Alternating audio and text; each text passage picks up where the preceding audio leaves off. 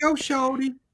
Hey, what's up, guys? Welcome to another home theater hangout. This is a last minute scheduling because I just did Kaleidoscape 20 seconds before this one. So we're going right into this one here. I don't know how many people are going to show up because this is off the cuff, but that's okay.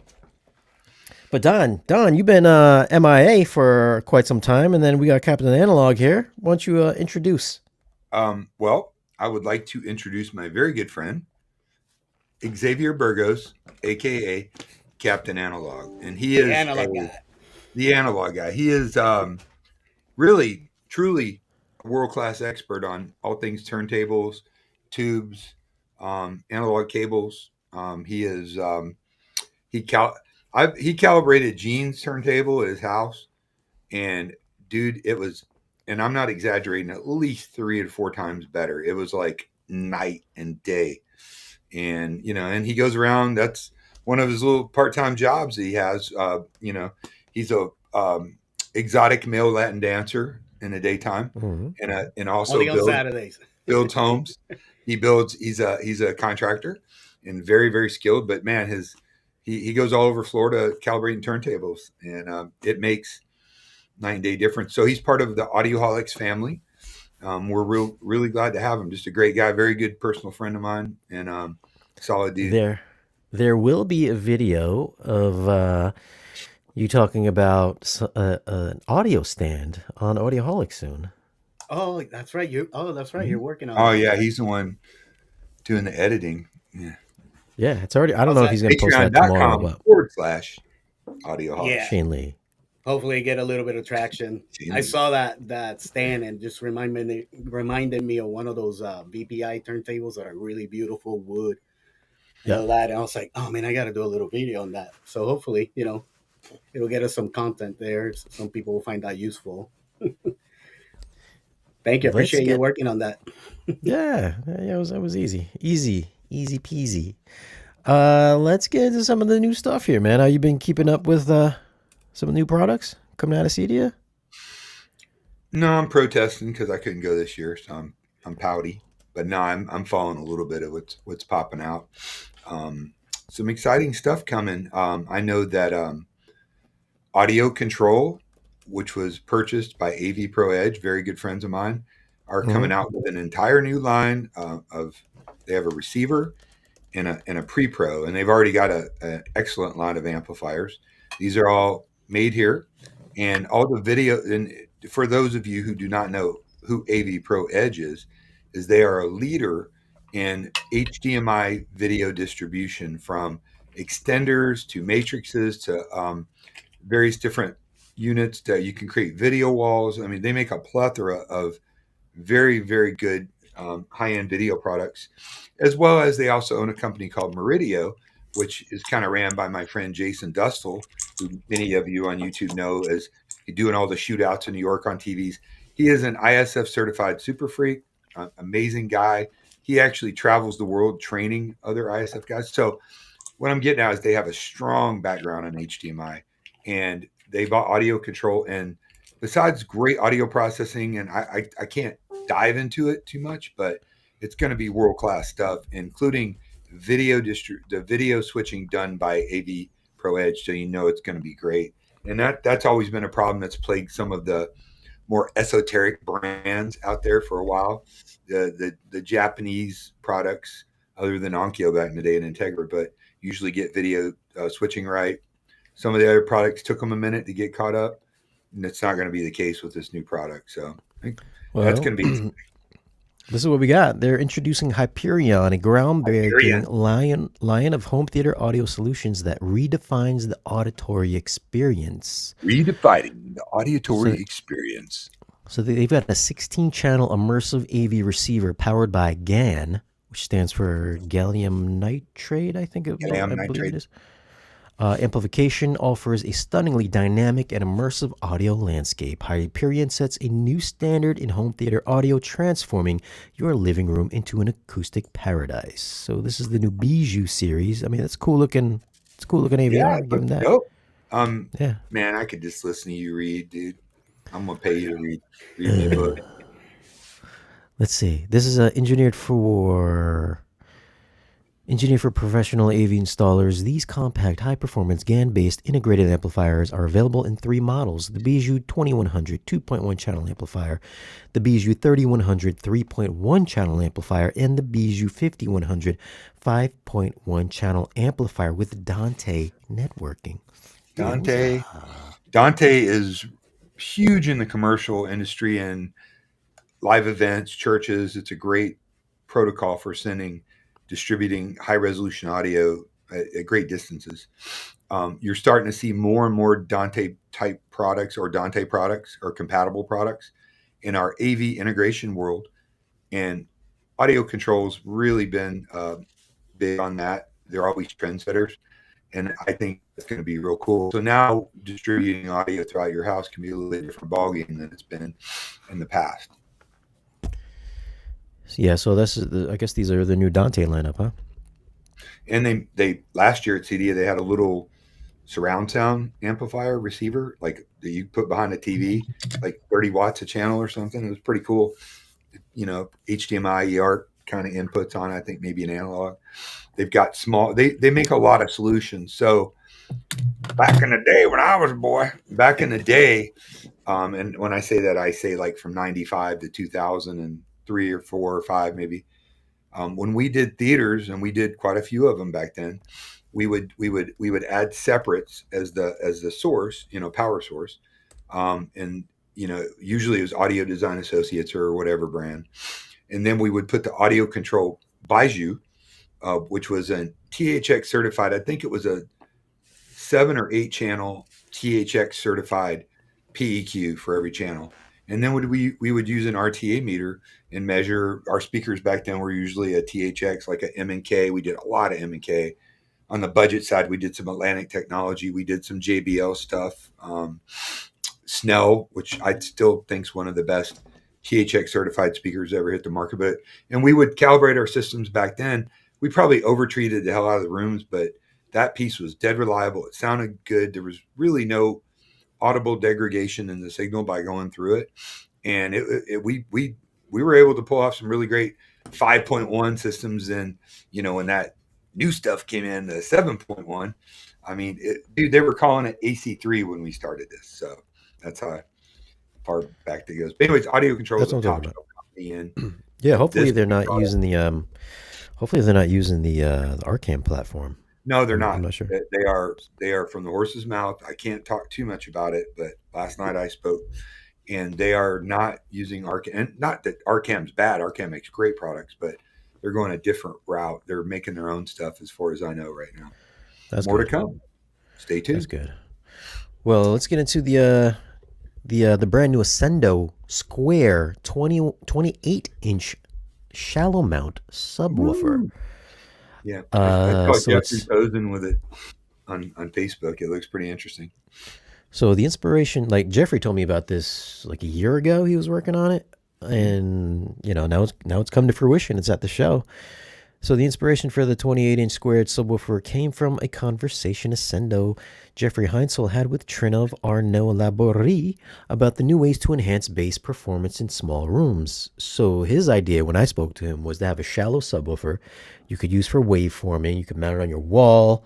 It would be for infrasonics. It would take up a really shallow, small footprint.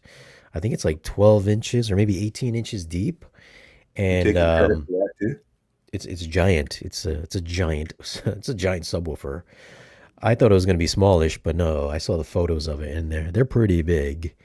I don't know how easy it's going to be to mount on your wall, but I know there's something like $13,000, I believe, each. Ooh. So they are not cheap whatsoever. And let's see, infrasonics.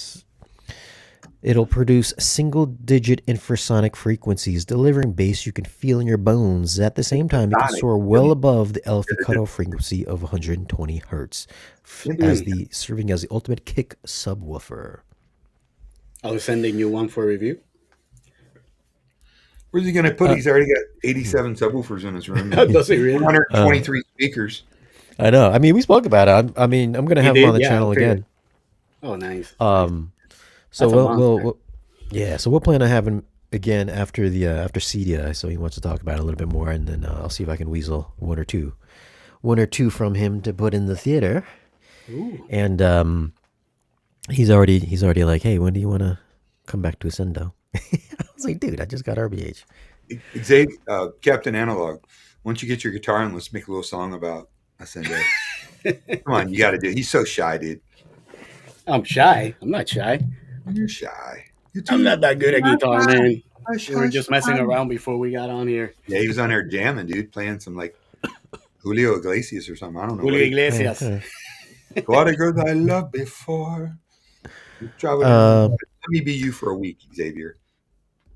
I'll have but they 3 got days.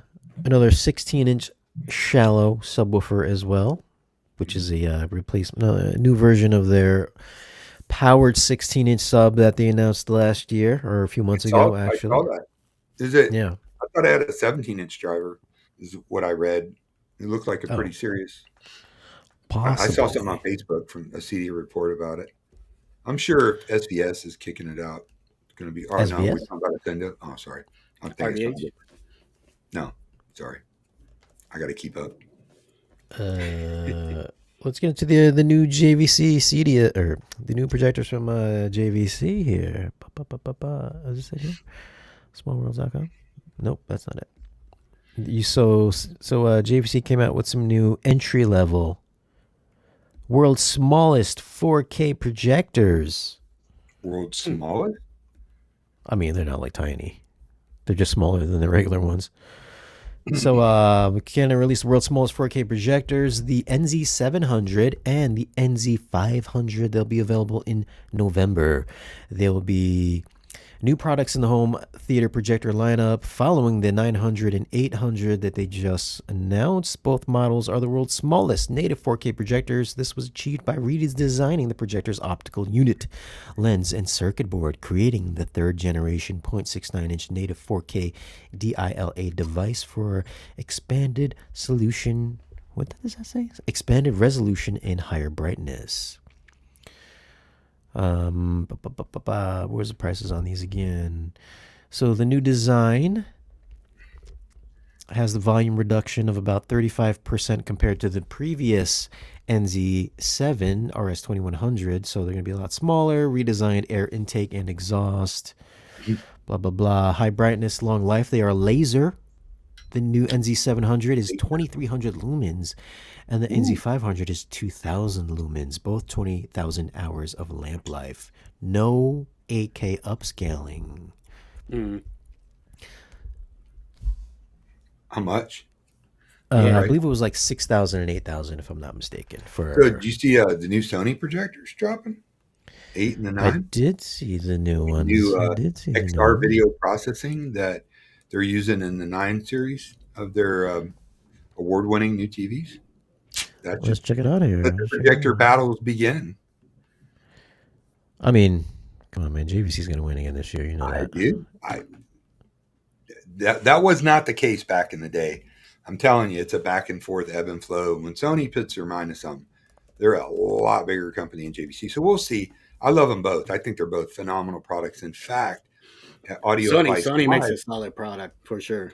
Yeah, I like those. Xavier, how good was that JVC projector we saw in the Focal room? That was it that was was 185 really, inch screen, really like crisp.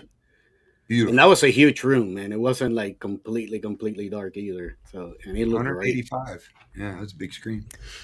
So this is their new That's new the new mid one? level, I guess. Yeah, $16,000. This is the Projector 8. I mean, this is the same body style as last year's version, so the same one that Gene's got. 2700 inch or 2700 lumens laser light source. Once again, they got their new processor Bravia chip, I guess, for XR, their dynamic tone mapping. I think this year they get. So hopefully it's better than last year's, because last year's was garbage. and then we got the flagship one. Where is it? For Which now. is $32,000. Oh my god! Yowza. What's the It's upgrade? 3,400 lumens. Oh, okay, 1,000 more lumens. 3,400. So man. Sony lumens are a lot of companies play trickery with their lumen. Sony's are pretty accurate. You know that, Shane. So The only issue that I always had with them is their color gradation slash banding in all their projectors that I've seen from last generation to 2, 3 generations prior that I've personally owned in my house. I wonder if they corrected that with the new models. I guess only time will tell.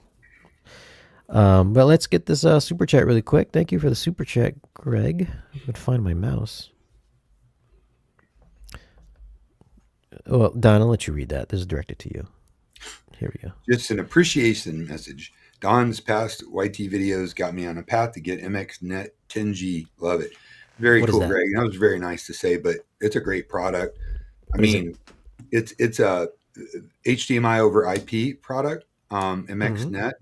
It will actually do full 444, I think 60 hertz, 128 HDMI over network. So you need to switch. I mean, it's not cheap. So Greg's balling, but it's a way to distribute. And several companies make it. And AV Pro makes a 1G. I know that Snap AV has their version. A company called Just Add Power. It's a great company. They make one. But it's basically modular. Before you would have to have a 4 in, 4 out, 8 in, 8 out, or 16 in, 16 out, or even higher. Some type of HDMI matrix, usually an HD base T. So if you had 10 TVs, you would have to get 16 if you wanted to kind of keep it in that ecosystem. With this new technology or newer, it's not new now. It's pretty seasoned. It's been out there. You can have just an input for whatever sources you want. So if you got 3 sources or 10 sources or 30, and then a unit on the end that's going, and you can scale that to whatever, if it's 5, 6, 10, 100, whatever. I mean, there's a limit at some point. It's phenomenal. It's instantaneous switching. It has Greg, can you type? Have you used the tiling feature in it yet, where you can have all your sources or multiple sources? I think you can do up to 8 on one screen. So that's a really cool feature. Just That Power, I think, has that as well. But it's a cool product. You see a lot of bars, restaurants, churches, broadcast studios, environments where you have a lot of video displays. You need to distribute it and control it, or play it all in one. That's the beauty of it. It's really cool. We've been doing this for years. We started with composite, then component video, then HDMI, and it struggled for a while, but they've got this down now. Again, I don't work for AV Pro Edge. I'm just friends with them and use their products daily, and it's a great company. So glad to hear that, Greg. Appreciate it. Thank you for the super chat, Greg. If you guys have any pressing questions, feel free to drop a super chat and we'll answer your question for you. So, what are you excited about? Any products that tickle your fancy that you've seen come out so far? You know what's interesting is those new Epson projectors. Did you see those? Did you hear about those? Briefly, I saw just a little flash and like a trade magazine on it. Let's see. So these things are going to be, they got removable lenses, very much like Bucco has. So you can get like a 16:9 lens. You can get a 21:9 lens. So a CinemaScope lens without the need of an anamorphic lens, which is pretty badass. And what is this? Here we go. So this is their Q series of laser projectors. So their Q7000. You got Sony up still. So the Q7000 is 10,000 lumens. That's way more than the Sony or the JVC. It's priced at $30,000, so $2,000 cheaper than the Sony. Oh, without the lens. My bad. I think the lens is an extra. I think the lens is an extra $2,500, if I'm not mistaken. So I guess it's the same price. $30K. 30,000. Yeah. So this represents for 10,000 lumens. That's in a non-commercial grade projector. That's not a bad deal, because you got to spend 80 with Sony to get to the 10,000, and you got to have 240 power. Does it down there? Usually you have to have 240 power to get that kind of output from a projector.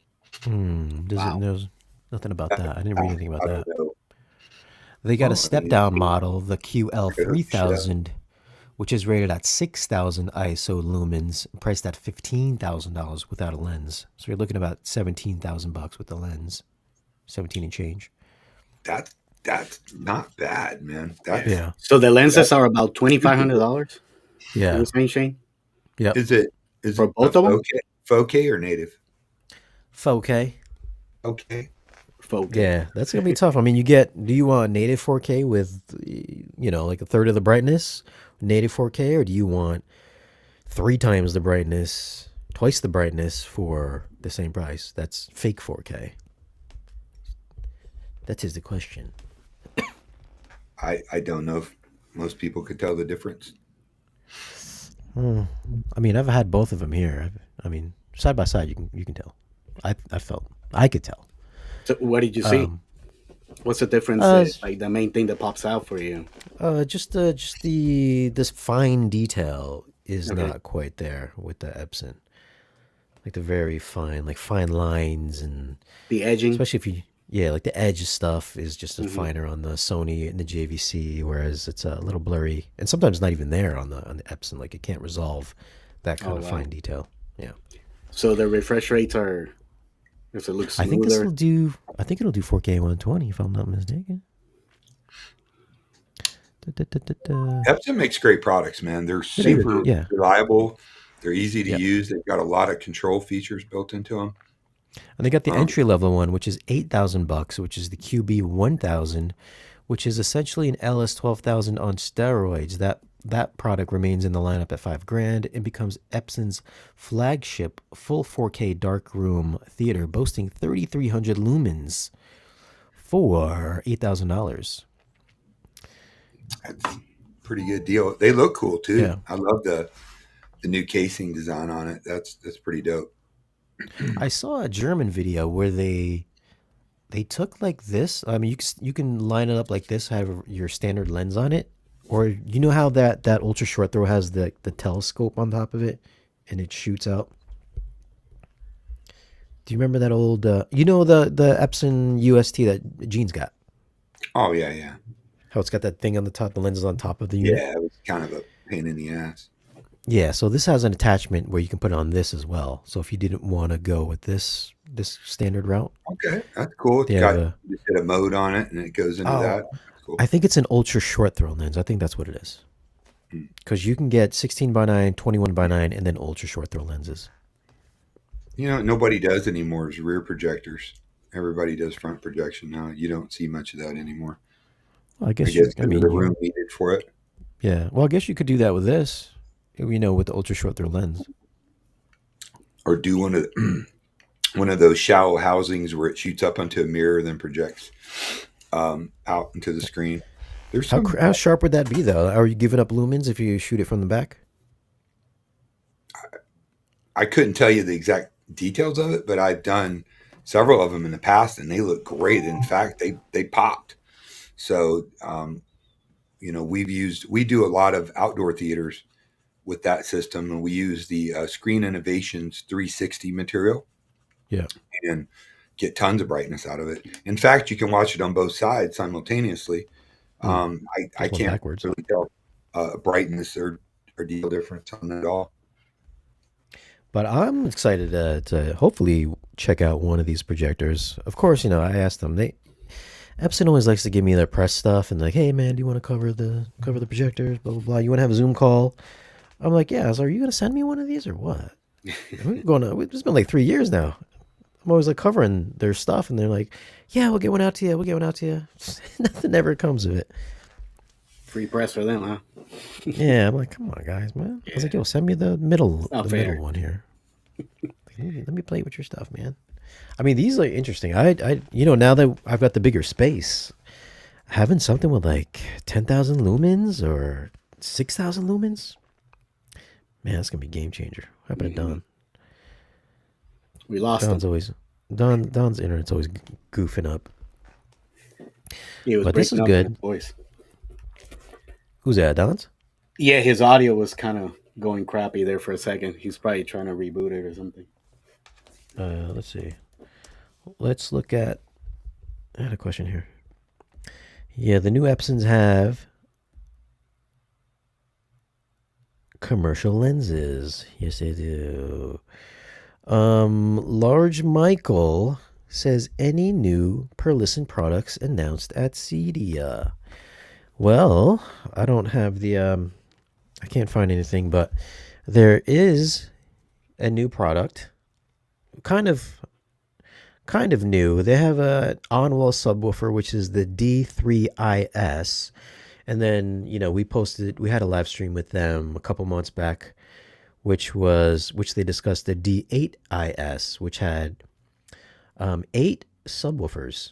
The D3IS looks to have 3 8.5 inch drivers. No specs that I have, but there are some. Their amplifiers are the DSP 1500 and DSP 3000 amplifiers, which is 1.5 kilowatts and then 3000 watts each. Let me close this out. And then custom DSP, just as all the Perlison subs have. Oh, John's back. And then Sorry, these. lost you. I don't know what happened. Technical difficulty. We're getting a lightning storm here. So the on-wall 888 subwoofer from Perlison will have the surface area of a single 15-inch driver, all within a package less than 5.5 inches deep. Like you. Ooh. I'm 12. Ooh. Telling you what, man. RBH has got some competition because their on-wall sub is also 5 inches deep. Right. With their do 12s. So you want dual 12s or do you want 888s? Which way do you want to go, Don? 12s, man. Bigger's better. Or a combination of the two. No, I'm sure they've been working on this for a while at Perlison. Yeah. So.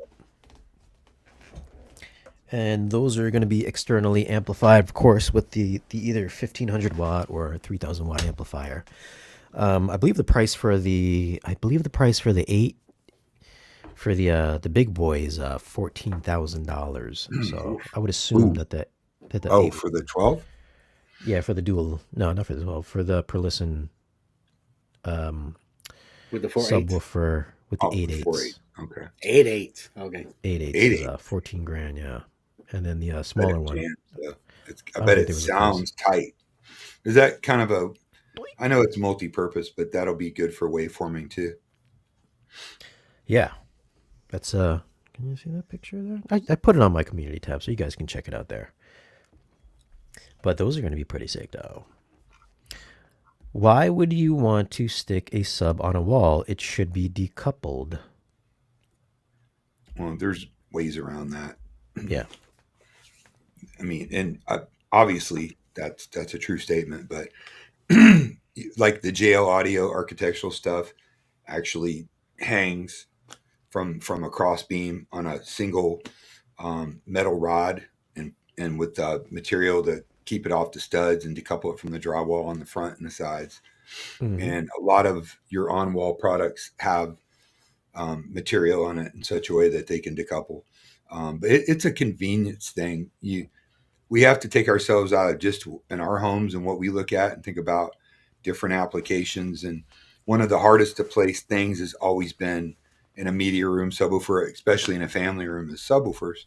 So now we've got this plethora of products that are going to give us some convenience as well as great sound quality. That's a win, or especially if you're doing multi-sub. So I'm glad to see that. I know RBH lovingly called their first prototype the DD because I really pushed them to do that. Or no, that was the in-wall. Sorry, it wasn't the on-wall. But they're using the same drivers that they did on that. So I'm glad to see more competition, more people come out with stuff. That's great. Mm-hmm. So we got Perlison, RBH, and Ascendo now all doing the on-wall. Yeah. Oh, sorry. So there's a picture of it there. Can you see that? So this one here on the end is the big boy. It has 8 8.5-inch drivers, and then the small one has 3 8.5-inch drivers. So that's pretty. What's the two prices? One's 14 and one's 8. One's 14, and the other one, I don't think there was a price yet for the small guy. They're all active drivers, Shane, on that. External passive? Powered. Okay. Passive, yeah. Okay. And then there's some R series in walls as well. But there's no. I guess he was asking, is there some kind of radiator on them or whatever. I think Correct. they're all lit probably. Yeah, no, they looks like Probably they're all using the powered. balance or the Like what Force SVS canceling? did on that micro. That's what I was talking about. possibly Force canceling. Hmm. force canceling. Dual opposed alignment. Correct. Correct. I'll get But those too. that's coming up. I am interested in those on walls. I mean, you heard Matt Pose, right? I heard Teo's. I was at Teo's house. It sounded, Yeah, but then again, he had it mixed in with like the 21 and I, almost mean, full cal sub. So I it's don't hard to think tell. you're ever going to get 18-inch subwoofer performance from an on-wall sub. Unless it's the size of the wall. Now the Pro Listen, who knows, with that many 8-inch drivers could, but it's for most of these are going to be used in a multi-sub application. Yeah. Supporting sub behind you or as a main sub. And I'm sure you can well, the Pro Listen's got them on both sides. I know with the RBH and the Ascendo, you kind of set them on the side and have them. And I guess you could do that with the Pro Listen and point, as long as you stayed away from the floor or surface, you could probably do that with the Pro Listen and mount them horizontally. Yeah, because so I think a lot of these. I know Jeffrey wanted to come out with it because of waveforming, so you can stack them. Because he wanted to have the subs to be elevated, and then RBH can just come out like anything. They can just build anything in house. So just not. It just doesn't seem like there's nothing they just can't do because they just build it. Whatever your imagination comes They up really with, they'll can just build build it. anything. They've done it for me. I mean, like, And remember, it's like I know Seno doesn't do it in house, so it's like they have to come up with it, design it, and all that stuff, and then send it out to get made elsewhere. Whereas RBH, they just walk into the garage and just slap some wood on the table. they have a pretty big shop. Yeah. And so it's cool that Sendo, RBH, Perlisten, they're all got subs to take advantage of. There's a couple other companies that make on-wall subs, but I think they're not really high output, big theater subs. They're more of a residential orientated type product. So yeah. I think Shane just emailed me about on-wall subs. I'll probably read it after something about their 1212 on wall or something like that. So that might be coming to my house. Did you see my video? Did you see my home theater tour? he's talking to you, Catman. Either or. Oh, I saw that. I talked to you today. I watched it twice. Shane, I did see your dual 18 the per lessons that you reviewed that you were looking at. Yeah. Like about a month ago. That was a really good video. Yeah, those were. I didn't have those in the home theater tour. I just had the 21-inch and the 1212s, and yeah, they rock. Take the PSG out or Do they not really? the power sound. PS. I was surprisingly. I think only one person brought up the power sound. I mean, I mentioned it, but only one person brought up that I still have the power sound. Surprisingly. Listen, everybody wants to buy the power sound from me. If you want to pay for shipping, it's up for sale. I'm not going to give it to you, but it's up for sale. Good price, half price off. Everybody thinks it's cheap to mail out a 21-inch subwoofer. It's not cheap to mail anything, but Yeah. especially that. People don't take that shipping into consideration. Yeah. And it's definitely crazy. Cray. Local pickup. Yeah, we need to. That's the ticket. We need to set up a time to. People are like, "When are you going to roast your theater?" I was like, "Man." Yeah, so we want to. Shane and I were talking. We want to start doing the roast again here soon because it's a lot of fun and being able to poke fun and maybe give some helpful advice and tips. And it doesn't have to just be a dedicated theater. It can be a family room or, I mean, don't obviously send in crap, but we had a lot of fun with that, and I'd like to start that again. In fact, there's a group on Facebook called Roast My Rig, and it's blown up to like 7,000 members, and we just get to cut loose on there. It's all in fun, all in jest, but it's turned into a little bit of a shit show, as they always do. Here is. He says, "Can you describe a waveforming setup with those on-wall Perlistens?" Well, this is from their actual CEDIA room. So the subwoofers would basically, if we're looking at this one here in the middle, the subwoofers are stacked. So you got 4 across the top, 4 across the bottom. They're all elevated off the ground by a couple few feet, and equidistant from the ceiling as it is to the floor. And depending how big your room is, you want it to be an even number. That's a So pretty I dope believe setup. you need to have at least like I think four, like two in the front or at least two in the back. And then obviously for larger rooms, you would have a second row above the bottom row. Yeah. I So that's like what a when the heavy hitters have this stuff at a show. They're like, let's put 20 subs in. What the hell? Make it 30. I mean, they just yeah. rock it, dude. That's awesome. And those subs, those are D215s. Those are not light subs. Those are heavy No, they're subs. heavy. Good Yeah. sub though, man. You'd be hard pressed to beat that sub in any measurable sense. Yeah, he's got what has he got? 16 of them in there.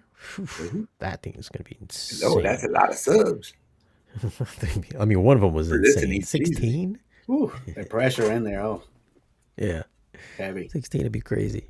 I wonder if that would be more.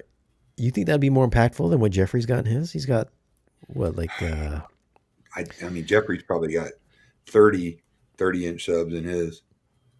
Oh, you mean his on wall? You mean?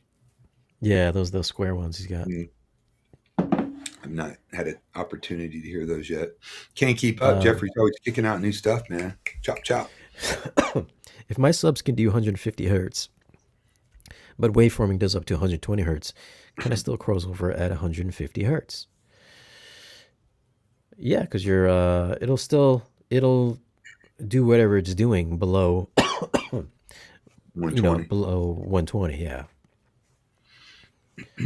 I mean, why is he? Should he be doing crossing over at 150? Unless he's got some really tiny speakers. Yeah, like minuscule speakers. Yeah, like you got some acoustic mass on your wall. Custom house. Ah, yeah.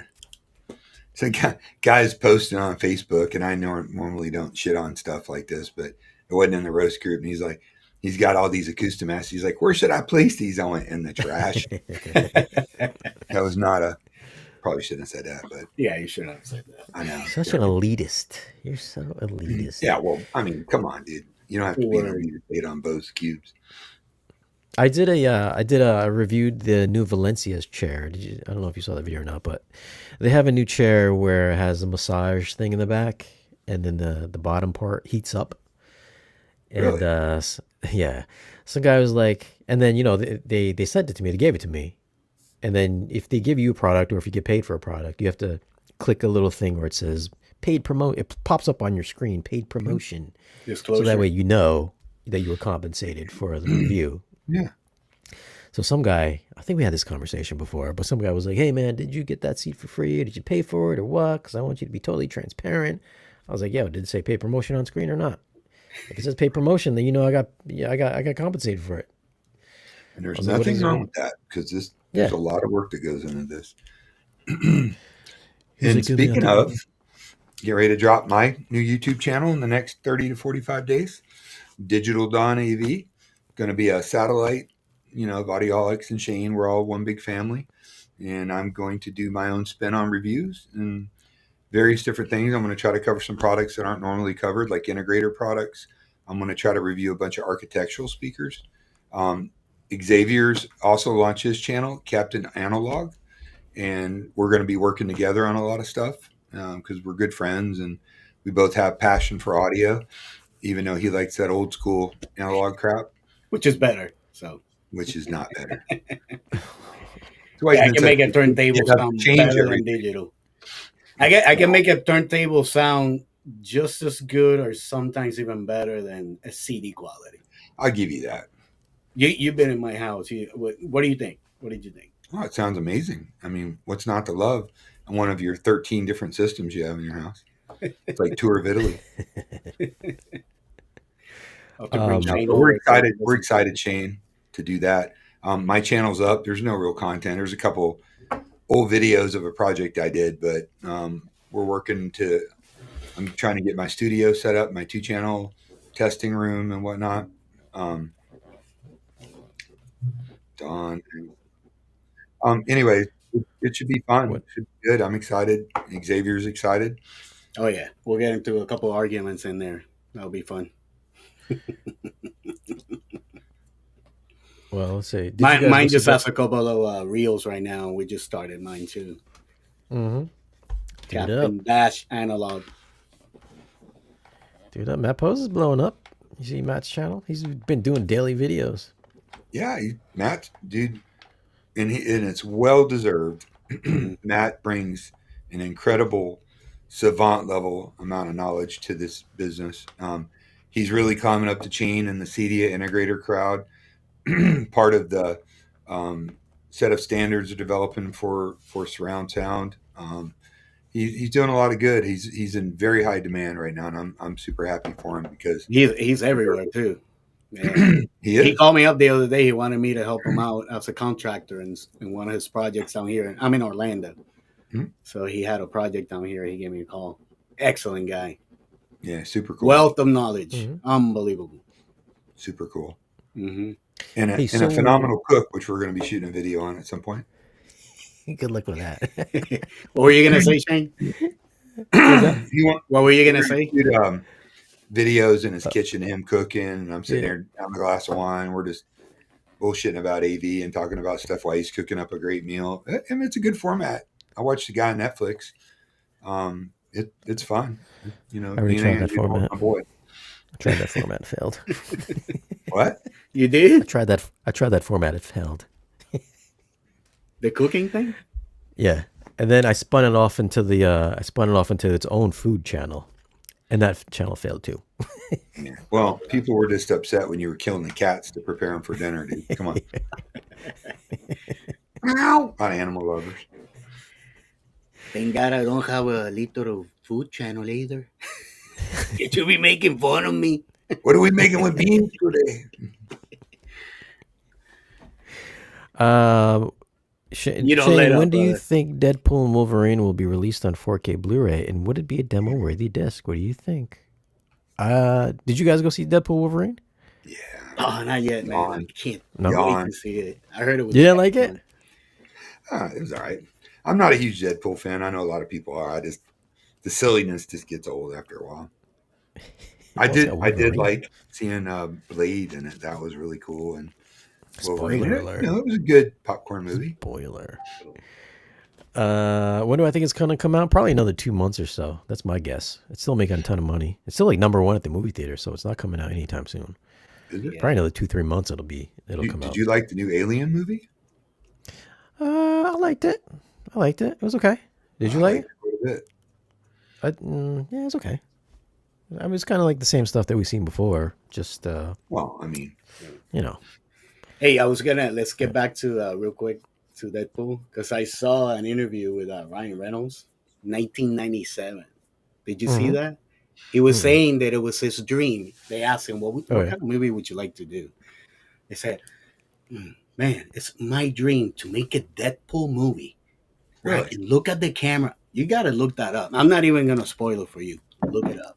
It's Yeah. excellent. That guy got his dream done, accomplished. He's doing a great job. I like the I like the last one. So Yeah, I liked it. I liked part 2 the most. I think I liked it better yeah, than part 1 two and was 3. really good. Yeah, Really? Yeah. I had Josh Brolin. Cable. Mhm. Will your first review on your channel be a paid promotion? Bose Jewel Cube, Don. Yeah. They have to pay me a lot to give up my integrity. Hi, this is Digital Don here for Bose Cubes. And let me tell you something. These are the finest sounding audio products I've ever heard. If I do say so Pay me myself. for it. I won't be doing any Bose because they probably hate me. Because my first YouTube video ever with Gene was Why do audiophiles hate Bose? Oh, You that's got a lot of true. views on that vid. Yeah. Vivid Theater. I'm getting some custom subs built. Is it better to have the amp built into the subs, or should I have them built with an external rack-friendly amp? I prefer external amps myself. Yeah, I'll go external too. Yeah, if possible. That way you can keep everything in your rack. Just run some It's speaker great. cable I mean, over it's to it. just easier. Flexibility. You don't have Yeah. to have power in Yeah. proximity where you're at. You can put subs in the middle of a room, where as long as you got speaker wire there. So I mean, there's some advantages. Go in the rack, make adjustments. I mean, I know a lot of them have apps and whatnot. And plate amps aren't known to be the longest lasting product on the planet. As a rule, some of them do last forever, and some of them, a lot of them, a whole lot of them, go bad pretty quick. Yeah, I've had a couple of SVS ones go bad on me. Unless they really work to separate that chamber that the amp's in, like a Pro Listen does. I know JTR does too. They get stressed. Mm-hmm. Yeah, so yeah, I would definitely go for the external rack friendly as well. And That's another my vote. advantage too, nobody ever talks about, is that it, more often than not, your subwoofers will be on the same circuit as your amplifier powering your main speakers, and probably your source material, your pre-pro, so that it's less susceptible to hum or interference coming into it. If anybody's been in this for a while, they've had that hum coming from subwoofers. It helps to prevent that as well. You can. It's just in my opinion, the best way to go if you can do it. Not everybody can. Yeah. Not rack mount. Uh-oh. You're going to start something now with Don. Not rack mount. Ideally, the amp should be near the speaker. We're talking about subwoofers here. We're not talking about... Dude, really? Yeah. I mean, were you going to run your sub 132 miles away? I mean, use good 12 gauge cable, dude, and you're fine. Yeah. There's... I mean, I get what you're saying, but it's not really a thing at all. Yeah, this is not... we're not running neoliths here. Definitely in the rack. What was I going to say? Definitely in the rack. Speakers behind stretch fabric and possible. Don't have to be short cables. Yeah. No, not at all. I mean, you can run. I mean, them I think 40, audio, 50 feet, 60 feet. Audiophiles would be like, I got to put my mono blocks next to my Audiophiles, and I'm an speakers. audiophile. We're a separate breed, dude. We swear we hear shit we don't hear.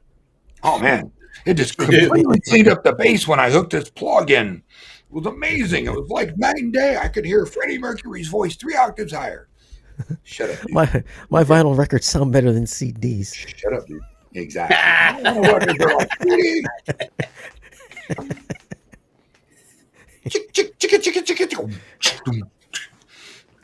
No, My vinyl record CD right here. Dude, you're catering get to the Gen X. That's my coaster. All are into vinyl now because it's cool. Yeah, even Brian's gonna get buddy. Oh, he'll skip the shit out of that in his system. Hmm? He'll skip the shit out of that if he gets a turntable in his main system. No, not the way that I'll set it up. Mhm. Okay. It's With all about the isolation. with the big towers. Yeah. And the dual 21. Man, he's not gonna be able to play no records Brian in there. will It's gonna listen to skip you all over the records. place. He'll do like everybody else to go, oh, this is cool for a minute. And it looks cool on the rack. Well, all the bass he's got in that little room, forget about A ton. it. that needle's gonna be like, bleep, it's gonna It's a jump needle around. on a record. That's what I was saying, but Xavier's got like this magic hovering, Santeria shit that works great on it.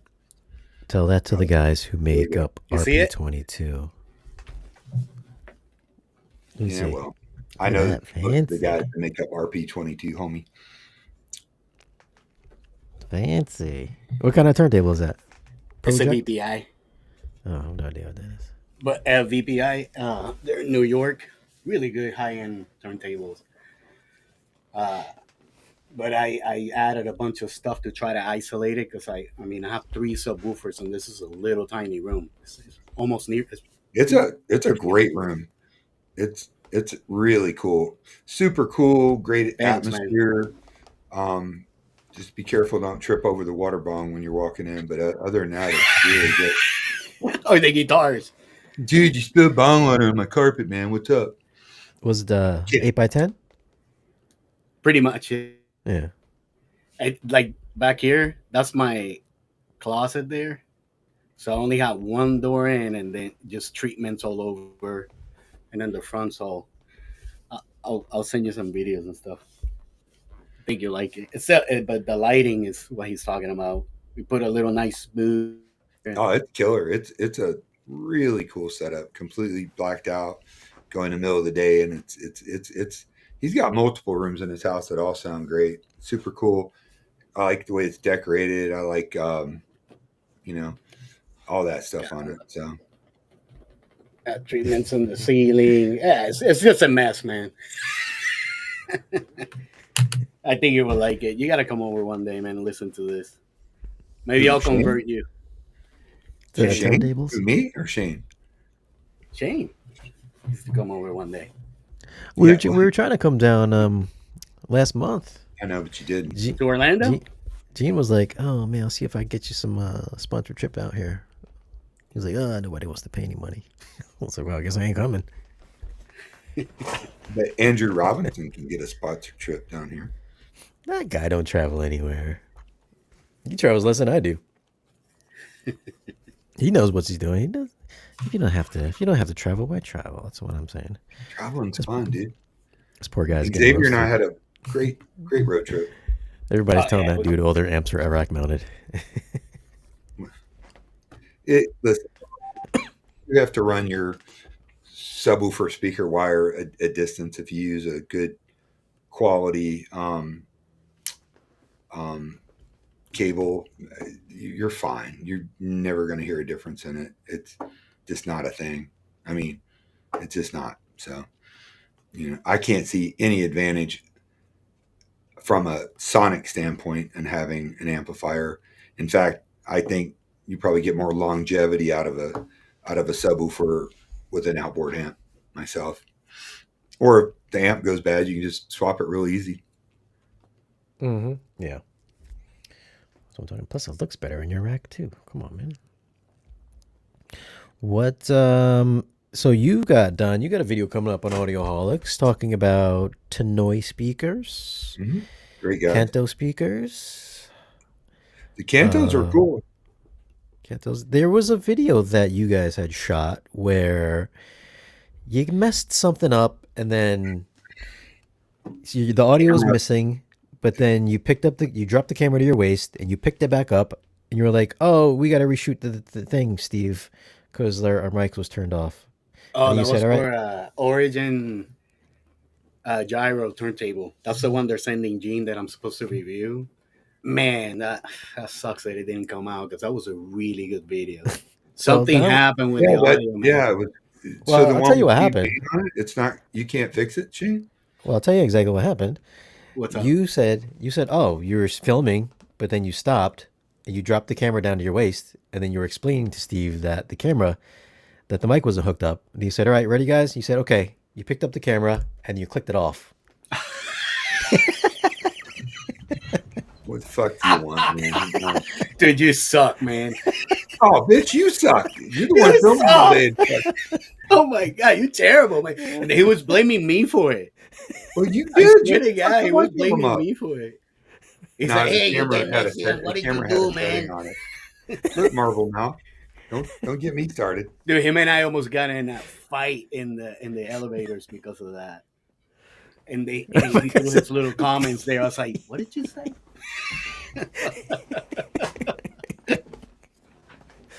Oh my god! I'm only a dick to you if I like you. Wow, you really like me, man. You love me, then. I'm just jealous. Nah, you're a good guy, man. I love you, bro. Thanks, man. Thanks, man. On Tuesdays. Yeah, Uh, you got to Tactile get out. transducers, yay or nay? What do you think? A Butt kickers. lot of people love them.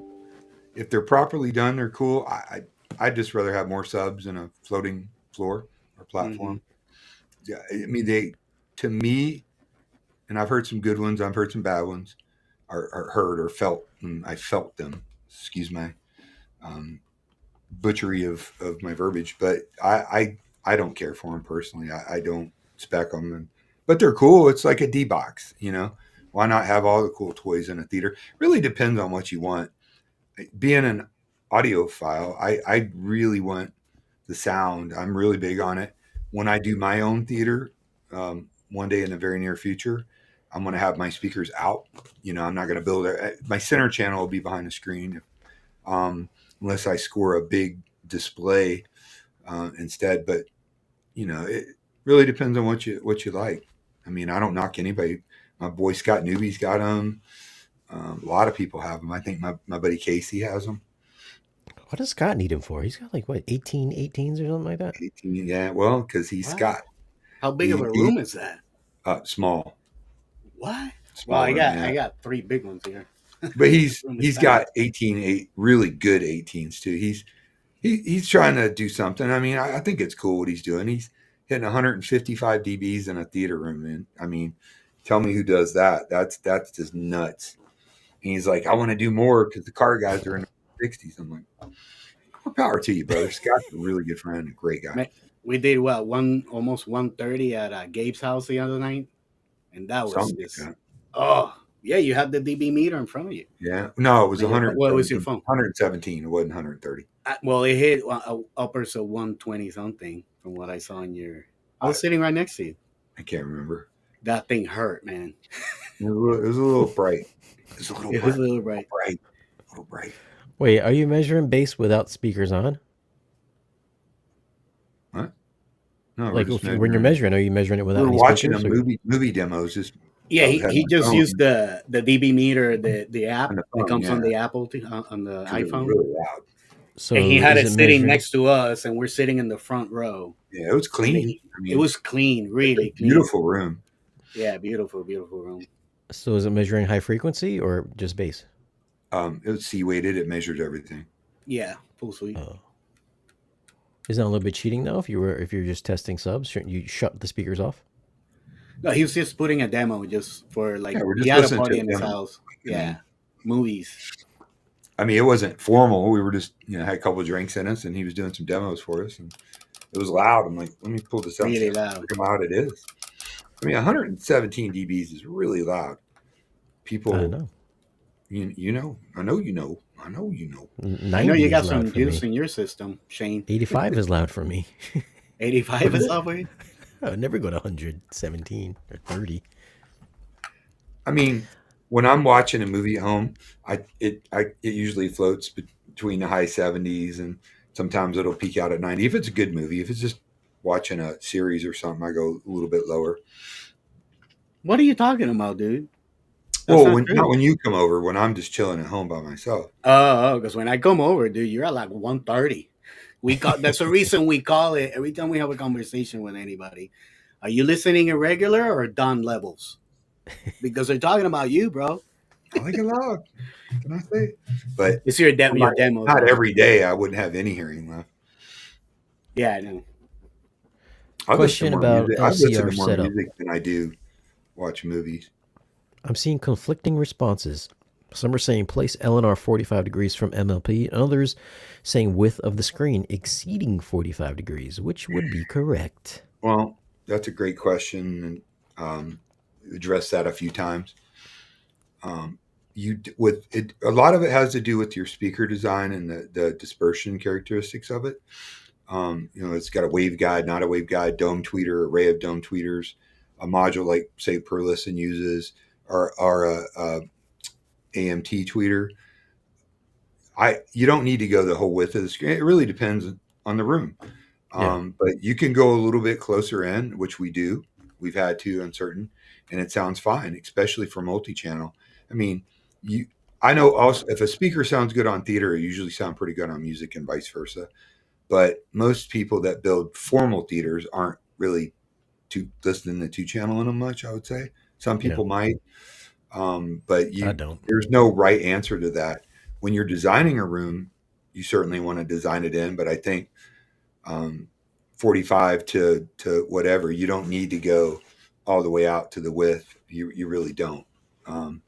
In fact, I think it sounds a little better depending on the speaker's dispersion pattern. If you can come in a little bit on it.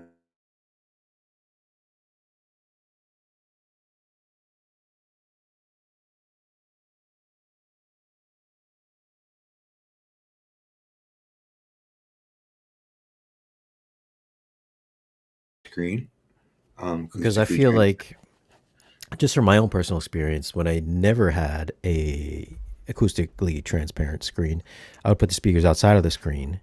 Mm, And then when I moved over to an acoustically transparent screen, I put the speakers obviously behind the screen, not so far out, mm. maybe like a foot or two from the edges of the screen. That anchors the sound when sound moves from left to right, like Right. they're placed where they should be And on you've got screen. front Whereas, wide too, and I mean, you've got really a technically almost well, perfect formal theater. So, you well, don't. yeah, I'm just, you know, but I'm just saying, like, if they're too far out, it's like when certain objects should be on screen, they're too far, they're off the screen now.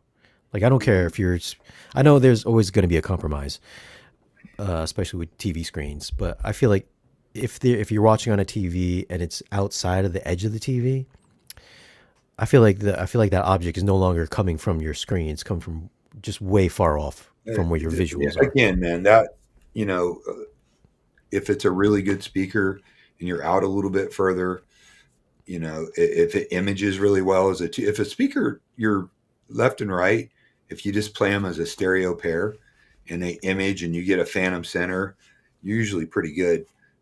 You probably don't want them too close to the side wall, then you're going to get that interaction from the baffle wall or the side wall. Depending again, it's all room and installation dependent, but you don't have to go that wide. I've posted in the past some theaters we did where the speakers were a little closer together because they kind of had to be. And people are like, "Oh my god, the armchair quarterbacks, your speakers are too close together." No, they're not. It sounds great. Like, I think if it's behind a screen, don't you want it to be like in thirds? You measure out like in thirds of the usually, screen. yeah, that's a good Yeah, point of reference.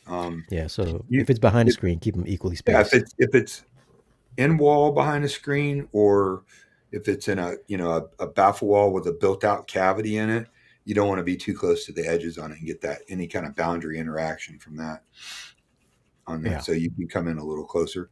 Really, I don't think there's any perfect position for it. But when you're designing a room where things have to be built to accommodate the speakers, you're kind of forced to do that. And in the thirds is usually a pretty good idea. But you'll look at most big, expensive, professionally done, like a Tony Germani or Theo Kamilarakis, or a multitude of, I can't mention them all, great theater design companies out there. Shinley.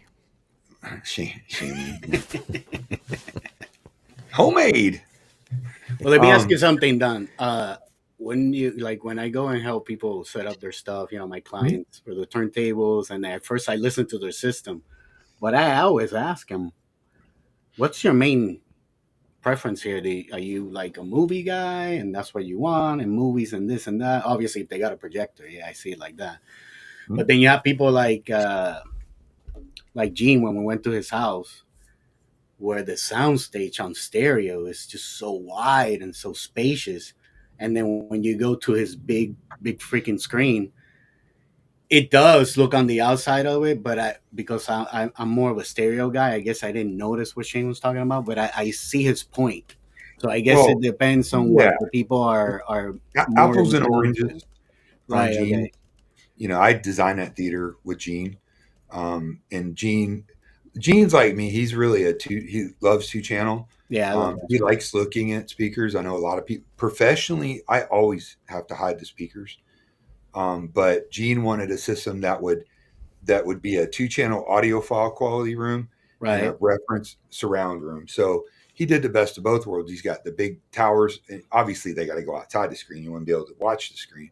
And then Yeah. we have the center channel, which is vertically mounted in a kind of a baffle wall Hmm. that is behind the screen. So that anchors, all things being equal, the center channel vertical, closer, if not identical to the left and right, pointing right at you is always the way to go. We know that, especially in Gene's room is 25 deep by 20 wide. So he's got enough space to do that and still keep the speakers off the side wall, off the back wall. But when you're doing a formal theater, that's usually a movie environment. Not saying you can't listen to music or people don't, Hmm. but Yeah, it's really built for multi-channel. And sometimes your front stage on them, people are going to argue about this. It is what it is. Like when I do my stereo in the front, I like to spread them out a little bit further depending on the design and the speaker. Um, I like to start off pointing them off access. Um, Now, in a theater, a lot of times your speakers have to be straight if they're architectural. So you have to really figure out the dispersion pattern, because if a lot of speakers want to be towed in on access to get their best sound, or off access, like a dolly or a speaker like that, a lot of times you're forced to be off access. And somebody asked earlier, why don't you position to see where they sound the best? If you can do that, that's not a bad idea. We do a lot of that. We have for years. If you have like a cavity built, like Youth Man's theater, or maybe even yours, where you could move them. But Yeah. unfortunately, a lot of times we have to predetermine where the speakers are going to go. And again, the dispersion pattern of the speaker, the type of speaker, what you're trying to achieve, all factors into it. So you don't have, again, you don't have to go as wide. If you want both a audiophile and a movie system, then you've got a little bit more flexibility, because it's, I know, again, people are coming at me with pitchforks. There's a ton of science goes into these rooms, but there's also the human element, the analog element to it, positioning. Right. Like when you buy $100,000 pair of audiophile speakers and a $50,000 amp and a $50,000 preamp, there's still time. You still have to invest time on positioning the speakers and listening and positioning to get that right, perfect spot on them. You don't always have that luxury in a theater. And a lot of speakers designed for theater use, like an Ascendo or some of the big RBHs, are a little bit easier, a little bit more forgiving to place than on that. And again, you're going to be listening to multi-channel all the time. So maybe you don't need the supreme perfect placement as a stereo pair. Right. It would be ideal if you could, but it's not always the case. That makes sense? Yeah. And yeah. Because in all my theater rooms that I've ever built, it's always been purpose driven for movies. Right. Whereas if I was going to use music too, then the placement for my movie setup wouldn't exactly be the most ideal for music. Right. It'd be different. No, I agree 100%. 100%. Even with the same speakers. Shane, can you tilt them inwards? Because you were saying that you don't like it when it's too wide. Yeah. Yeah, I can tilt them in, yeah. I mean, they're in the theater, so they're on mounts. They're on like swivel mounts. Oh, okay. Yeah, so I mean, and different speaker designs like different things. For instance, a lot of speakers like to be towed in. On access is when the speaker points directly at you. That's the access to the middle, the tweeter, the mid-range. The triangle, yeah. Right? Off access is when they're tilted in or out. So, and by taking your speaker and pointing them straight off access, a lot of times with speaker designs, that blows up your soundstage. And if it's the right design, it still gives you that intimacy and detail in the listening position. Then you experiment, maybe 5 degrees at a time, 3 degrees. Sometimes speakers really do better, like a studio monitor or something like that, if they're pointed on access, and that gives you a more dialed in, detailed, intimate, but more often than not, it shrinks your sound stage around you. So the distance from the speaker dictates how far it is from the wall. There's a lot of factors into it that aren't necessarily programmable scientifically. You can't, everybody likes to go, a clipple machine is not going to tell you where to put it. You know what I mean? So, and the room is 50% of the sound. The room is, my opinion, at least. It could be 60. So, yeah.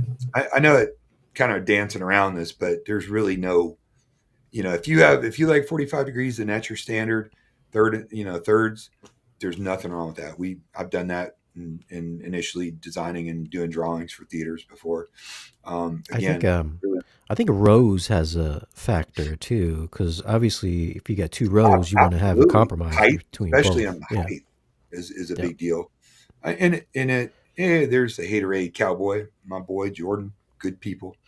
So it's it really depends on the speaker design and what you're trying to achieve as a consumer. When I design theaters and we install theaters, they're almost exclusively movie listening rooms or media rooms where they're really for football games, sports events, as well as movies. We might do something a little different on those. And then there's some people that it's a multi-purpose room. It's a dedicated 2-channel room. Maybe they've got a rack in the front with some big amps and an analog, Xavier, preamp that has a pass through. So it can kind of play the front speakers, and I mean, really, it just depends on who you are, what you're doing, what you're trying to achieve. Mm-hmm. Jordan, I'm not at CEDIA because I was not allowed to go this year. So, but I'm Maybe there, you guys. did Gene want to go for the Focal Utopia look? Chabrubin. And thank you, Chabrubin, for your super chat. We're not sure what that means, dude. Which Focal Utopia is the architectural or the freestanding? There, I think Chabrubin, we're missing some more context to that your question here. Here's a question from Piper Boy Williams. Piper Boy is also a YouTuber as well. Have you seen Dread in Dolby Atmos? Anybody? Oh, I have it. The newer one, the newer Dread. Carl Urban. No. Carl Urban. Yeah, I like that movie. Yeah. I've actually seen it in Atmos. It was good. Yeah, great mix. That's an oldie. Actually, we were watching that last month. I watched that last month. Yeah, it wasn't that long ago when I watched it either, because there's so much stuff out there, dude, that we need more content. Like, I've seen everything twice. Yeah. We need good new content. Yeah, well, yeah. We Some need of the new stuff is non-Acolyte content. garbage. Yeah. What do you think? Hold on. Did you see? Gene said you liked the Acolyte. No, you did. Oh, yeah, you did. You did I say like that. You did. I'm a Star Wars nerd, and I like the lightsaber fights, and I liked having some new content, but watching it and trying to go through the details, there was a lot of it I did not like. So, but it's still Star Wars. I'm going to watch it. So they canceled it anyway. So how do you feel about the cancellation? They're going to,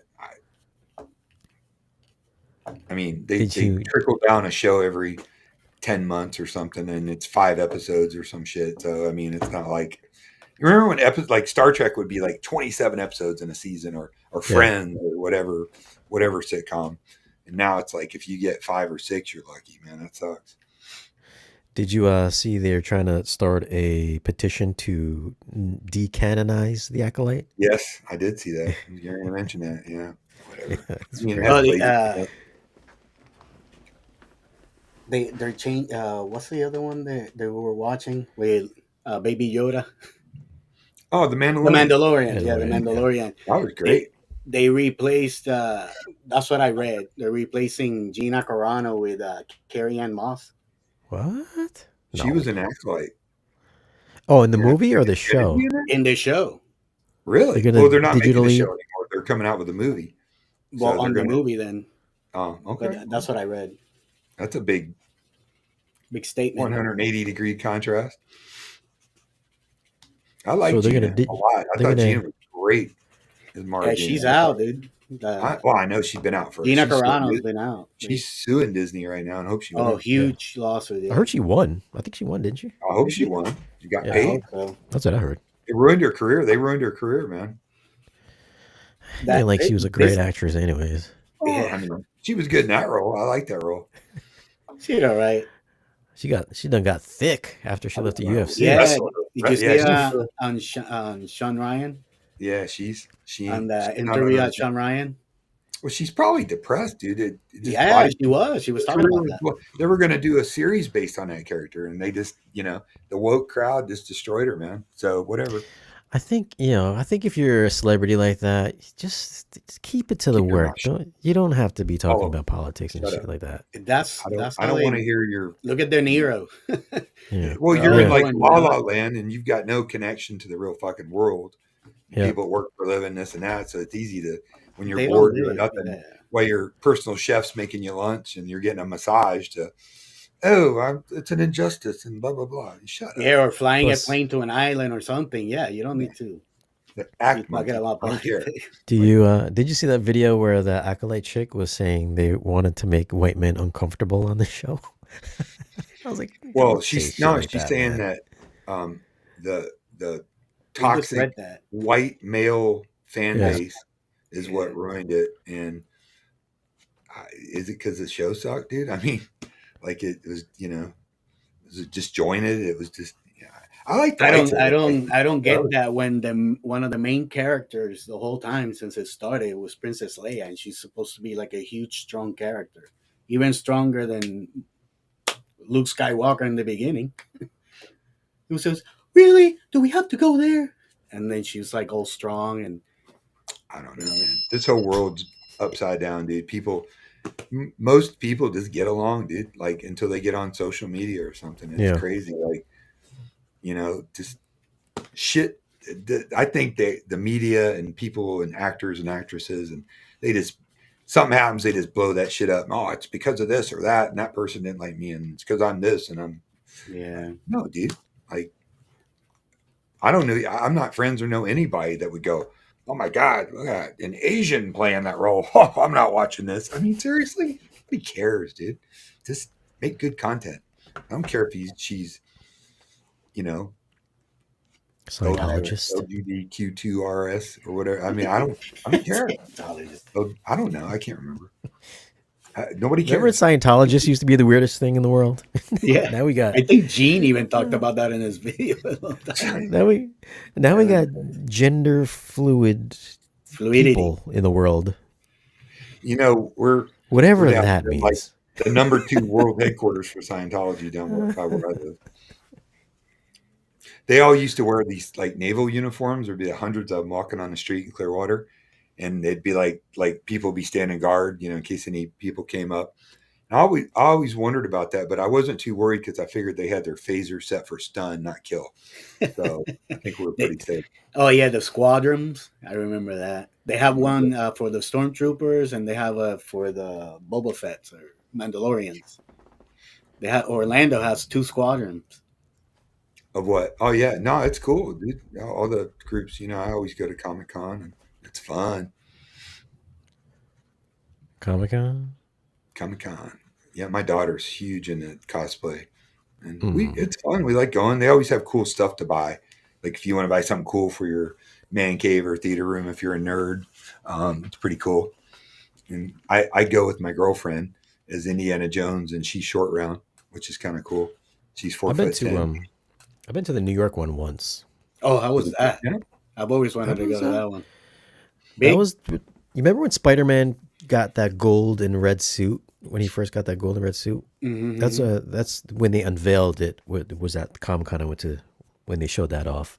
Oh wow. It was crazy. I never been to one, and there was like a huge line out the Javits Convention Center, and we pulled up in there in the cab. We're like, what? Because we never been. We're like, I was like, what is this the line for the Comic Con?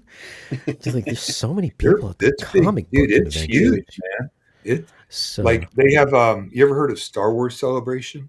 They have it Oh every yeah, like that's the 2 best. years, and Mhm. it bounces. California has it. Florida had it a few years ago. I've been to it twice here. Yeah, You we went talk to about Orlando. something cool when you're in a big room and they've got a life size AT-AT, and then music plays and there's like literally 2,500 stormtroopers in line marching through the whole thing. Then like the Emperor and Darth Vader and the Imperial Guards come through. It's cool, man. Droids run around. Good It's time. a lot of fun. Shit, even my mom went to that. She's Did she? 78. yeah. Wow. Yeah, she loved it. She dressed up like a Princess Leia. What's And this? Xavier went 17. as Obi-Wan Kenobi. Is there a 17-inch new SBS subwoofer? Yep. I was trying to tell you, dude. They got a new I thought big you were boy. just talking nonsense. That's right. Hold on, let me Google that. What's it called? PB 17 Ultra?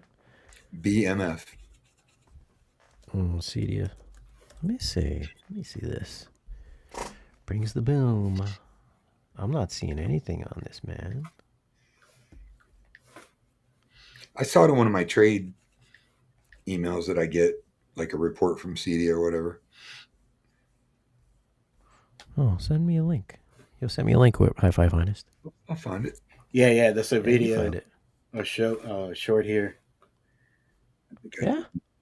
Yeah, What's that's it- a short. You look, just put a SBS 17-inch subwoofer, and then look through there. Some shorts. That what's his name? Ed, I think. It's a beast, and it looks like a monster. Let me see. Big old huge basket. Big It's charger. higher than his waist. Oh wait, it's sitting on a stand. Yeah, check it out, Shane. What's the Find it. title? Yeah, full send would have been an 18. It says new 17-inch S. Yeah, you Oh, got it. Haterade. Oh, it's Jordan's video. Okay, let's post it. Beep. Beep. Let's see what Jordan got to say here. Is that Jeff Bezos? No, I'm kidding. play. This is Gary Yakubian, I'm president of SVS. I'm here with Nick Brown, our VP, and we are at CEDIA 2024 with a somewhat surprising new announcement. We do have our Ultra Revolution series speakers, which everyone's expecting to see, many for the first time. But here's our shocker. All new 17 Ultra Revolution subwoofers. Completely reimagined flagship subwoofers. There is nothing similar from 16 Ultra to 17 Ultra. All new 17-inch driver with a dual voice coil design. All new amplifier platform. It's actually a dual mono design with each amplifier driving each voice coil. So we're up against what's possible in a normal household circuit, and we have extended what's possible. All new DSP, 5 times the processing power of the previous DSP. Basically, this is DSP that's more technologically sophisticated than what you get in a home theater process. Hello from Denver. This is Gary Yakubian. I'm president of SVS. I'm here with Nick Brown, our VP. And we are at... What do you think about that? Yeah, it completely reimagined. It looks identical to the other ones. Yeah, 16. Initially. Which isn't bad. Change the look a little bit. SVS and Mativa. Yeah, look at that. Interesting. They only went up an inch, though. Why 1 inch? Why just go up 1 inch? Come on, man. Come on. Room for expansion. Room for expansion. Pretty much. Next year it'll be 19 or 18 or something. Jesus, man. Maybe this is like maybe this is their new entry level Ultra. They're gonna go to like a 18. You know what I mean? What's the biggest one that you've reviewed, Shane? Everybody else. The biggest one I reviewed? Yeah. Well, the biggest one I reviewed is an 80-inch. The biggest one in the house I would have is the 21. The 21? Yeah. Hopefully they send me the square one. I definitely want to check that out. But yeah, I mean that's interesting for sure. 17-inch. They should have at least went to 18. I mean, come on, man. Just fucking make it an 18. Why they gotta do 17 for? People are gonna trash that. The other one's an 18, and you get a whole extra inch for the money. Yeah, we'll have to give a price on that or not. Well, Xavier, we're at Gabe's house listening. He's got the Paradigm Persona sub with the all the 8s on it. And that thing was hammered, dude. Yeah, it had 3 8s on each one or something. Like the balance force. It says subwoofers in his theater. He had a pair of them. Yeah, he had one in each corner, and they had some back. The Martin Logans. He has the Paradigm version. Paradigm. Oh yeah. That trapezoid one. Yeah, he's a big Paradigm dealer. That thing's bad. Like the old Velodynes. Like the Persona. Is that what it's called? Persona. It looks like the old Velodynes from the 90s. Yeah. Remember those? From the 2000s? I've always loved the Martin Logan Balance Force. I've always thought for years that was one of the best, and still is, subwoofers ever made. It's a great sub, the 10-inch one. Oh, that's the one you put the nickel on top and it doesn't top over like the CAF speakers? Yeah, that was the Martin Logan. Yeah, I saw a demo of the Audio Vice when they used to have the store around super accurate, super tight. Just, and looks cool. It's a great sub. I wonder what the new ones might look like, or if they're even coming out with a new one. I wonder. I follow you. Yeah. Did you guys talk about the show that we went? Oh, how was Audio Advice? Yeah, you was there. North Carolina. Great. It was super. Is that great venue? Yeah, very well run. It didn't seem as crowded this year. It really wasn't that busy. Actually, I think the Tampa show was. Go ahead. No, you go ahead. And I think the Tampa show was a little bit busier than that one. But the Tampa show was a little more sardined in. So the Florida Audio Expo this coming up year is at a new venue, and I right down the road from my house. I stopped in and drove through it, checked it out. It looks like it's going to be a better place. They're going to have a bunch of car audio there this year, which really, a bunch of car audio stuff, which is cool. I mean, I started in car audio. Hold on a second. Hold on a second. Let's go back to audio device really quick. So you're saying it wasn't Don likes to jump around. Yeah, just in case you Yeah. haven't noticed. Yeah. So Correct. Good book. didn't you go get scanned today? No, Didn't you I didn't take my Adderall. So. I did. I got so Equilibrium. last year we went to the show. I thought it was pretty packed. You're gonna say it was half as packed as that? at least half as packed. Yeah, at least. Wow. Do you think Yeah. there's Sunday a correlation between maybe the video's not doing as good this year for home theater stuff in correlation to how many people showed up to the show? I think there was a hurricane coming in Florida, and there was a big storm coming to, up to the Carolinas. So people were a little freaked out about that. And plus, this year, with all the factors, I'm not going to say election, but everything that's going on, Economy. people are Yeah. economy being in bad shape. It's just slowed down. People don't have disposable income. I mean, every manufacturer, every installation company has slowed this year. Hopefully, when all this madness is over and we get into next year, it'll be cleared up. But I think that was probably a factor. It wasn't because they didn't have great vendors. It wasn't because the show wasn't incredibly well run. Audio Advice did a great job on it. It's just is what it is. Yeah, that venue is beautiful. Beautiful. Yeah. Yeah, beautiful venue. But yeah, a lot of people got stranded over there, Shane, with the flights. Yeah. Yeah. A lot of people had to drive back. Gary, Brian was one of the ones that have to drive back. We drove, and everybody's like, Gene. "Why'd you drive?" Rest my case. Yeah, Hmm. yeah, Yeah, that sucks. yeah. Yeah, that was when the airport had that thing go down, right? Yeah, there was a bunch of factors in it. Yeah, But, I was home and got back Sunday night and Tuesday talking to friends that were there, and they're like, "I'm still at the airport." Oh yeah, Wow. that's right. Yeah, Shane was caught with that too because he was supposed to come on a Friday. He got that's right. Yeah. Question for you, Don. You know the answer to this. Any thoughts on testing the Ascendo 1215 Pro BE? Because you have the beryllium, right? Yeah. The 12 was like a Ferrari. I mean, it just it didn't play very low, so I crossed it over at 80 when I played it, and just musical, incredible dynamics. I mean, that thing just hammers, very efficient. It would make a great front stage speaker or a surround, depending on Yep. how baller you are and want to do it. I mean, they're not cheap, but man, they sounded good, really good. I haven't heard the 15, but the 12 was a monster.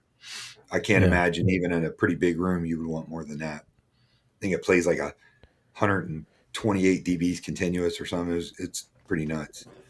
In a limited frequency range, obviously. Yeah. Jeffrey, I told you Jeffrey was like, he was like, "How you liking your speakers?" I was like, "They're great." He goes, "Okay." He goes, "When do you want to get some new speakers?" I was like, "Come on, man, no." Oh, that guy. No, Nintendo's killing it, man. They're the belle of the ball lately. They're coming out with some cool products, man. They're just like, they just keep upping the game. Square subs and 80-inch subs and 50-inch subs, and Yeah. Lord, slow down, Jeffrey. Yeah, that's the only thing that bugged me a little bit from having the other speakers was like I had just got those like 8 months prior, and then he's got the new ones already. I was like, dude, that's not. I can't do that. I can't have your discontinued speakers in my theater. That's a bad look right there. I mean, you've got compression driver and point source in one speaker, which the fantastic dispersion pattern on it. They might be a little on the bright side for people but nobody's really going to buy those and use them as a 2-channel. They're just boxes, and rightly so. They're designed to go behind a screen and go in a cabinet or in a wall, but which in a treated room with lots of calibration, playing through a screen, so that really tames down any perceived brightness, I think, on the actual application in the room. Interesting. Oh, Chabrubin says M-Wave was a fail too. Was there not a lot of people there? I heard there was twice as many people from the previous year. That's what I heard. Did you go? You went, right? M-Wave? No, you didn't go to M-Wave? I wanted to go, but it didn't work out. So I mean, M-Wave's like an enthusiast show. Well, I guess Audio Vice is too. CEDIA is more of a dealer industry show. I went to Audio Device Live. They played non-hi-fi songs on the Nautilus. Did you hear the Nautilus? I've heard the What do they sound Nautilus like? Many times? What do they sound They like? had I've a never heard them.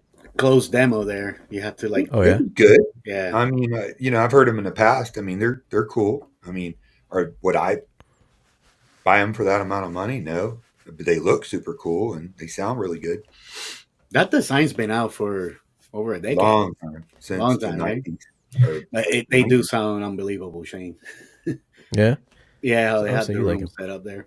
Yeah, Does it actually have any bass to them or? yeah, Yeah. yeah. It's nice and tight.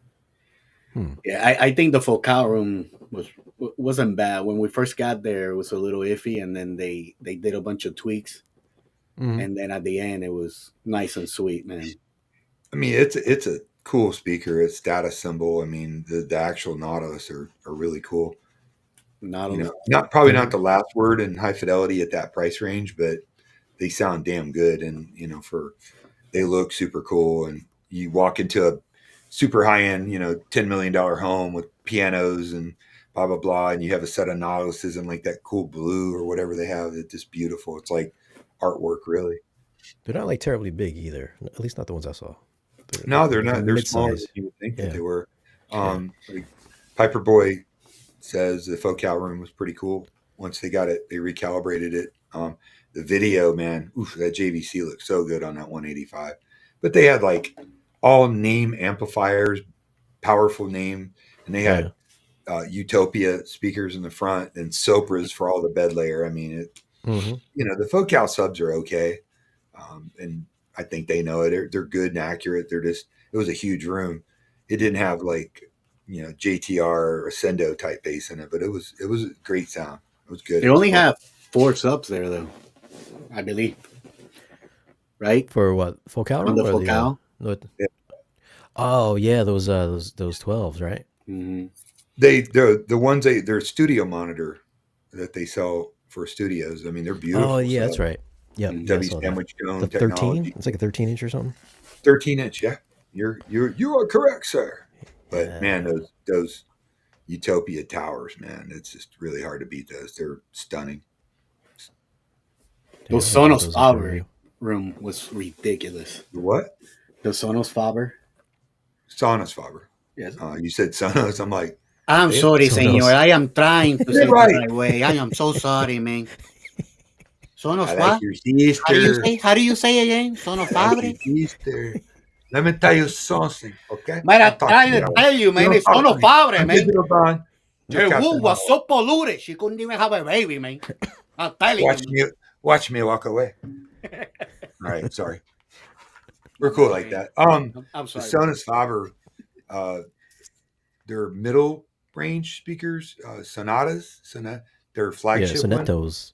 Yeah. Sonettos with some trickle down technology from their new $750,000 flagships with like that flower looking driver. Those sounded really good. And I think they had name running it, not Macintosh, which I was a little shocked at. But the things that stood out to me were the Sonos Fabers and the little entry level ELACs for $450 a pair. How good did those sound, Xavier? Man, those are damn good. Impressive. Yeah, ELAC's killing it lately, man. Very impressive. Last year they had as you remember, how big was that room? Yeah. How big do you think that room was? Those rooms are like 12 by 12 or 12 by 13. They're all pretty small. No subs, Shane, and it was loading the entire room with bass. I could not believe it. The ones that I got? Huh? The ELACs that I have? The new ones, yeah. The new version. Those were remember that was kind of the hit of the show last year? Yeah. How incredible those sounded with the bass. But they have a entry level model with the new tweeter technology, new cabinet. You're in the video. The small, okay. I did a video on it, and Cheap Audio Man reviewed them. I think Michael is reviewing them. Yeah. I'm sure Jordan will get them. Jordan's the new hot up and comer, so they're all gonna be throwing Jordan some stuff to review. But ELAC's been killing it, man. I think they're great people to deal with. So I think Chris might be mad because it took so long to review that speaker. yeah, don't piss Chris off because he's like three times your size. I emailed him after I was done because it took He's me a like 8 months to monster. review it. Dude, yeah, he's a monster. No, it took me like a year to review it. And then I reviewed it. Somebody was like, there's a newer version of that. I was like, what? Oh no. Oh Thanks, wow. Shane. So I Shane's emailed like, Chris. if I wait a I was little like, hey, longer, Chris. don't forget I have him. I made sure I waited. I was like, yo, Chris, I put up the review. Here's the link. I found out there's a new version of it. You want to send me that new one? He's like, got ghosted. He ghosted me. But no, but remember, everybody was talking about how good those sounded. That and last year the Cambridge Audio Room with the set of like Kef Meta 50s, little bookshelves. Yeah, just because the speakers are sized for the room. If you put big giant systems in these little rooms, they're never going to sound right, dude. It just there's too much energy in the room to really get them to open up. So he's talking about Cheap Audio Man Randy. I got to have dinner with him at Audio Advice, and what a super! I met him at Florida Audio Expo too. Super cool dude, like super cool, very Nice, friendly, yeah. very nice. Yeah, he's Funny as hell. yeah, he's hilarious. He's a good Yeah, he's dude, man. hilarious. I like his channel. I like watching it because I like his personality. It almost feels like you're just hanging out with a buddy. You know, like we all know a dude like Randy. He's cool, good dad, likes Metallica and Star Wars. I mean, you know, what are you gonna say? What about me and my channel? Can I get some Dude, some you're gratitude over here or what? Can I get some nice things to say? Man. Can I get some nice words? Hey, I gave you a nice word when we started. Why are you so insecure? You handsome. Excellent content, Shane. Oops. Truly. Yeah, stroke his fucking ego a little bit. Come on. Dude, he can do the reviews like really well. It's his voice.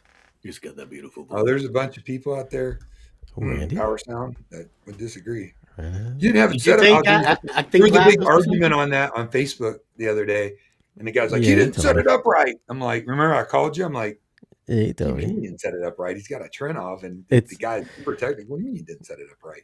It's funny Like- because it's like I'll show like a shot of something and they'll be like, "Oh, that's the setting he used," like as if I never touched it. It's just like it's like a random shot I just took and put it in there. They're like, "Oh my god, he's got the volume level wrong." I'm like, "Jesus Christ, guys! Dude, This really? is not a Like, real time video, you know." That thing was. I mean, it. Oh, your B-roll? Sure, it's a great sub, dude. Yeah. Again, I've never had a chance to listen to him, but a lot of people love him. I'm sure it's just, how much is it? $2,000 for a 21? $2,000, Is that what it yeah. was? Or 24? Yeah, it's Yeah. pretty portable, and it's You know probably what? got a commercial grade driver in it, and I'm sure it's a really cool sub. But Yeah. No, all I viewers know are is not. that video. Viewers are What? not nitpicky. I said viewers are not nitpicky. No, not at all. Never. Don't You know get what's you know boogered, what stomps? You know what stomps all over that Power Sound Audio sub is that new Kef KC92 I got, the little 9-inch Does key, it? 13. Yeah, dude, Kev makes great subs. That's You just ask him; he'll tell you. awesome. Yeah. I love Kev, man. You I know, got the makes good 300. subs too. Def Tech, they always have. I don't know if they Yeah, still do. yeah. I've been trying to get their 15 in. They sent me their speakers instead. I The was big like, box that looks like a okay. coffee table. Yeah. That thing's pretty cool. I heard it last year. It's cool. Yeah, It's they got have a 4 little of them. display on top. Did they have them you this can year? set your drink on it. What? No, I didn't see. Well, they were. I didn't go into the room. They had like an architectural speaker set up in there. So Def Tech's a good speaker, man. They're a good Yeah. company. Look at that. See the KC92. Legendary. I got 2 of them in here. Legend. Wait, or was it? How's it go? It's legend. Wait for it. Dairy. What show was that from? Somebody knows. But yeah, I got 2 of them. I got to do that review. I got it from Audio Advice. Oh, did you? Audio Advice. Don't tell Zach. I got it from Audio Advice. Secret safe with me, baby. Yeah, they reached out. They're like, "Hey, well, I don't want to tell you what the conversation was. I'll tell you later." But yeah, it's good. It's good stuff. Brian was there yesterday doing some wiring or something at Zach's house. Talked to him yesterday. Oh, really? Yeah. I don't Brian know Hager? yeah. I Ryan don't know what they Hager were is the doing. man. I I Yeah. might thought have Brian him on Hager my lived in. channel. I thought he lived by you in Florida. Yeah, he lives He in Tampa. No, he lives in Pinellas County. So I'm gonna have Brian on my channel a bunch, but he doesn't want to be on camera ever. So I'm gonna make him Why? like Andrew Robinson has his wife. I'm gonna have Brian, not my wife, but just the picture he got Really? on his head when he comes on, like that show back in the '70s. That Oh guy is no. installer supreme, dude. You talk about methodical. Unbelievable. I saw him in action 2 weeks ago. I went and Yeah, did he's great. a turntable for one of his high end clients. Unbelievable. We got Everything's there. perfect. Makes his own cables. Yeah, he's Um, he's just Beautiful, laid out. unbelievable. Everything's well thought out. He takes a lot of pride in his work, and you can see it in his own You, system. I mean, you he's one of the best I've ever met, dude. He's and like the most helpful, nicest guy you would ever want to meet in your life. Really, Yeah, man. you know RBH is making cables too now. I Really? do. My boy Kenny's Yeah. making them. Yeah, Kenny. Kenny, Yep. Kenny, props. Yeah, you know Kenny. You've talked to Kenny. Yeah, he texts me all the time. Yeah. Oh, let me show you Kenny's some pictures. Let me show you the pictures. he's making me some. So he's making me some RCA to split to two balanced, so I can. I got a new. I'm going to start reviewing like DACs for computers and outboard sound cards, like like a Scarlett, or I've got the You can't see it, Shane. what the hell is this one? I got it, but some of them are quarter-inch plugs, some There of it them is. are XLRs. The Sound That's too Blaster, bright. the new audiophile one. This is the new. I think that's an XLR cable. New Yeah, XLR. It's got the Canon, and RBH they're logo on good, it. good solid Yeah. cables. They look nice. hmm This is their. This is their something other cable. Another XLR. He's got the braided, twisted braids. Oh, Yeah, and these are the thicknesses. So we got little rinky dink ones, and then some pretty thick ones there. Very cool. So yeah, they're coming up, man. RBH What's that? making You cables see now. the price range? No, I don't. He didn't give me any prices. Yeah, I think he's just So they're not out yet. seen. Yeah, they're affordable. They're going to be, you know, they're going to be on the more affordable side, but yeah, instead you can get a cable that looks like a $10,000 cable. Beautiful room.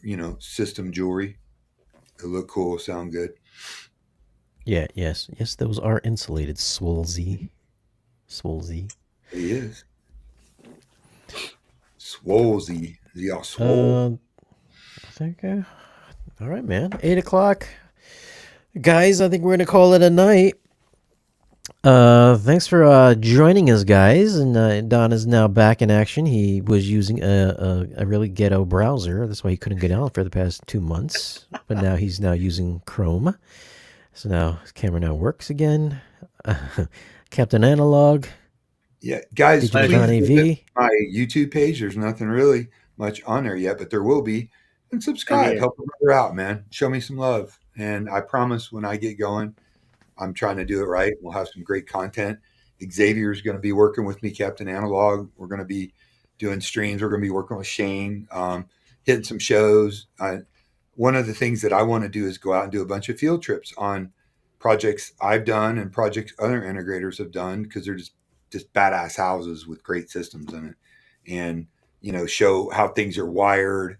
So if you are a do-it-yourselfer and you want to do things more like a professional does, because nothing really tweaks me out like seeing a bunch of like when people hang a TV on the wall and then there's cables hanging down. That's when come on, fix it.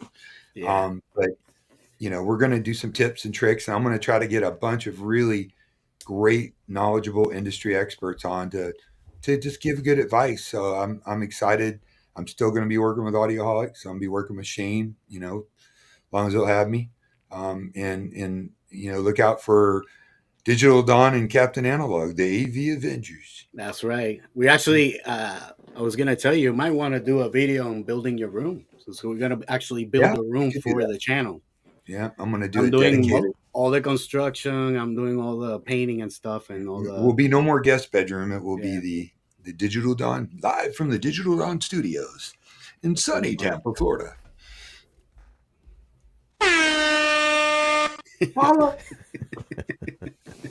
Good. I'm glad a bunch of all of our friends on tonight. It's good to talk to them. And man, let's do this. Let's do this like Brutus. Yes, sir. All right, Thank you, man. Shane, for having me over today. Appreciate that. All right, Same guys. more. Thanks for hanging out. Like, share, subscribe.